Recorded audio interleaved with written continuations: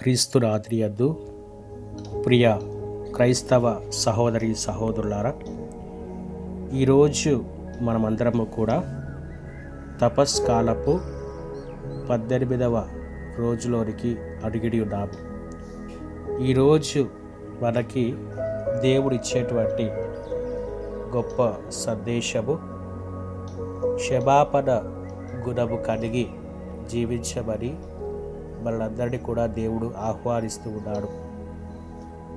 ఈరోజు సువిశేష పట్టణాన్ని మనము పరిశీలించినట్లయితే, పేతురు యేసు వద్దకు వచ్చి, నేను ఎన్ని పర్యాయములు నా యొక్క సహోదరుని క్షమింపవలేను అని అడిగినప్పుడు యేసు ప్రభువు అందుకు 7 కాదు 770 పర్యాయములు అని సమాధానమిచ్చారు.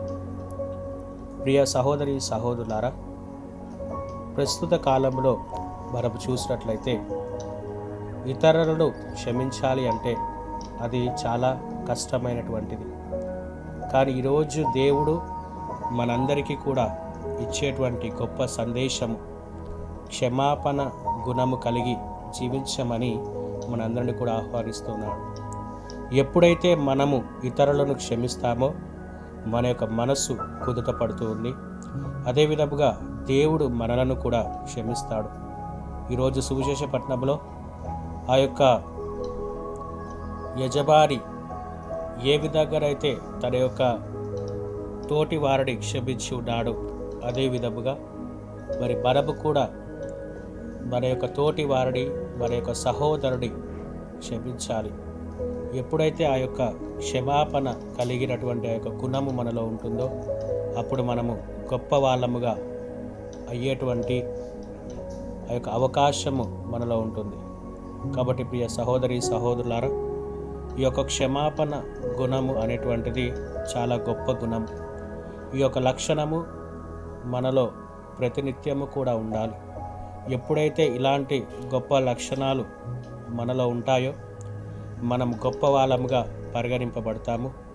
అదేవిధముగా దేవుడి యొక్క దృష్టిలో కూడా మనము గొప్పవారిగా పరిగణింపబడతాము. ఆయన మనకి ఆ యొక్క గొప్ప స్థానాన్ని మనందరికీ కూడా ప్రసాదిస్తాడు. కాబట్టి ఈరోజు ఈ యొక్క వాక్యం ద్వారా దేవుడు మనందరిని కూడా ఆ యొక్క గొప్ప లక్షణాన్ని, ఆ యొక్క గుణాన్ని మనలో అలవర్చుకోమని కోరుతున్నాడు. అదేవిధంగా ఈ యొక్క గొప్ప లక్షణాన్ని, ఈ యొక్క గుణాన్ని అలవర్చుకోవడానికి దేవుడు ఆ యొక్క శక్తిని మనకు ప్రసాదించమని ప్రార్థించుదాము. ఆమేన్.